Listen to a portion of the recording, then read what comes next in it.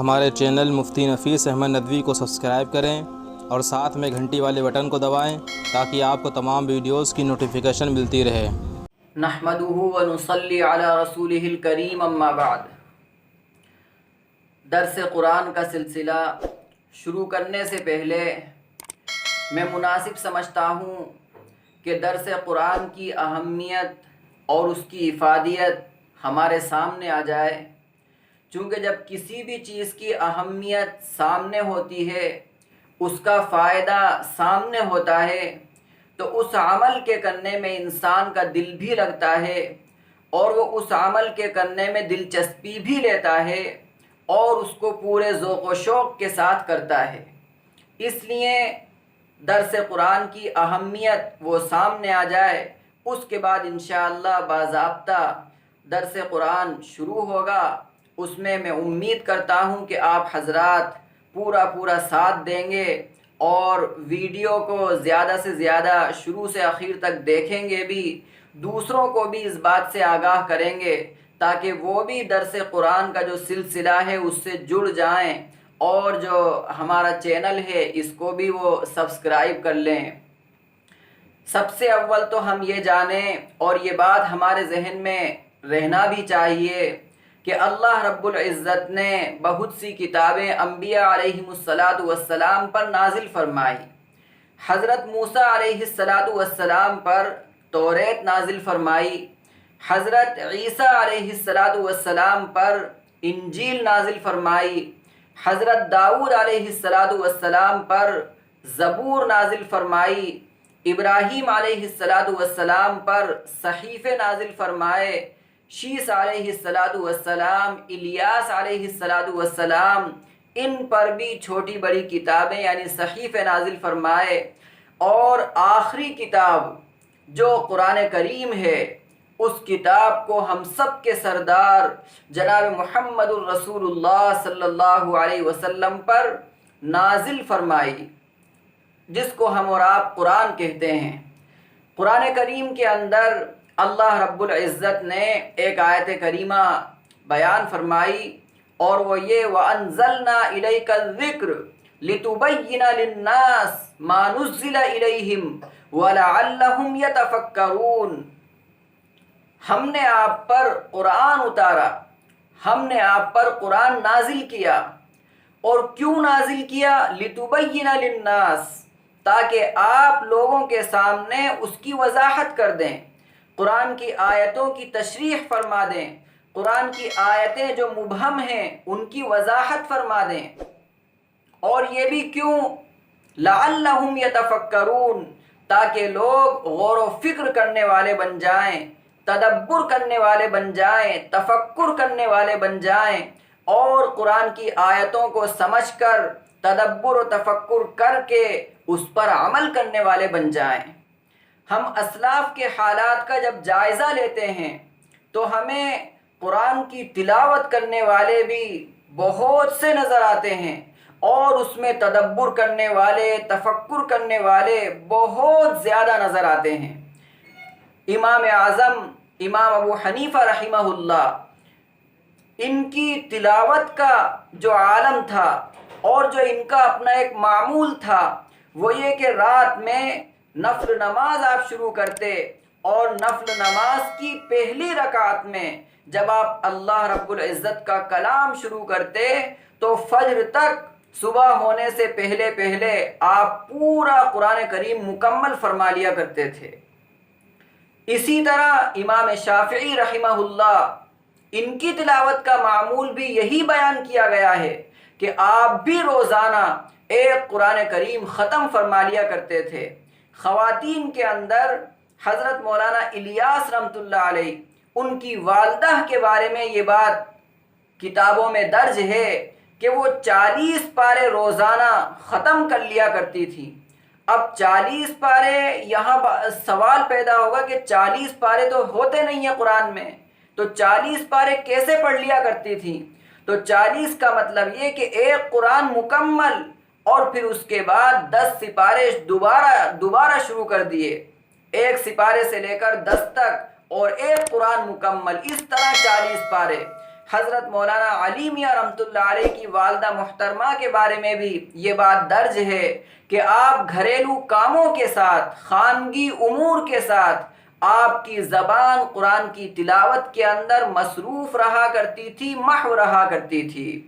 تو جب ہم اسلاف کے حالات کا جائزہ لیتے ہیں تو ہمیں معلوم ہوتا ہے کہ کتنا قرآن پڑھنے والے تھے۔ اور قرآن کریم کے اندر تدبر اور تفکر کی جہاں تک بات آتی ہے تو یحییٰ بن سعید رحمہ اللہ، ان کو کلام الہی سے بہت زیادہ شغف تھا۔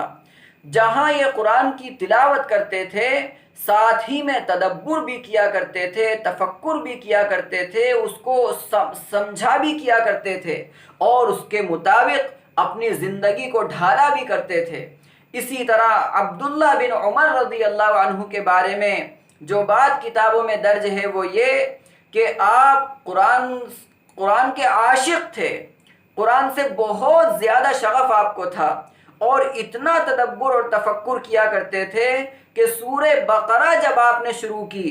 اور اس کے پورا کرنے میں آپ کو 14 سال لگ گئے، اور وہ 14 سال صرف کس لیے کہ آپ نے صرف تلاوت نہیں کی بلکہ تلاوت کے ساتھ اس میں تدبر، تفکر، غور و خوض کرنا، غور و فکر کرنا۔ تو جب انسان قرآن پڑھتا ہے اور اس کی ایک ایک آیت کو سمجھتا ہے، سمجھنے کی کوشش کرتا ہے تو اس کا دل اللہ کے کلام میں لگ جاتا ہے، اس کو اللہ کے کلام سے محبت پیدا ہو جاتی ہے، اس کو اللہ کے کلام سے عشق پیدا ہو جاتا ہے۔ آپ یوں سمجھیں کہ آپ کے پاس کوئی خط آئے اور وہ ایسی زبان کے اندر آئے جس کو آپ نہ سمجھ سکیں،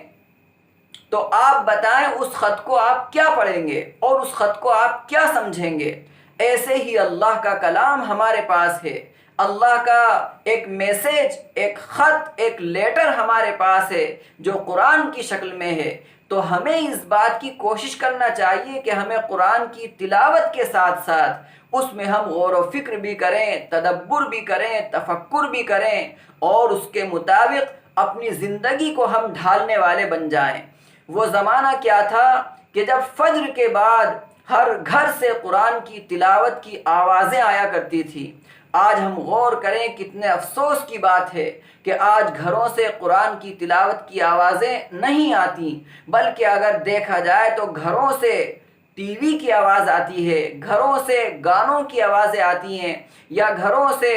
فلموں کی آوازیں آتی ہیں اور نہ معلوم اس طرح کی غیر شرعی امور اور غیر شرعی کاموں کی آوازیں گھروں سے جاتی ہیں، جبکہ ہونا تو یہ چاہیے تھا کہ ہمارے گھروں سے گھروں کے اندر کبھی بچہ قرآن پڑھ رہا ہو، کبھی کوئی خاتون قرآن پڑھ رہی ہو، کبھی کوئی مرد یا گھر کا کوئی دوسرا فرد وہ قرآن پڑھ رہا ہو۔ تو جب انسان قرآن پڑھتا ہے تو قرآن کی برکتیں بھی اس کو حاصل ہوتی ہیں، قرآن کے فوائد بھی اس کو حاصل ہوتے ہیں، اور قرآن کے فوائد کے ساتھ ساتھ وہ انسان اللہ کا محبوب بن جاتا ہے، اللہ کا مقرب بن جاتا ہے۔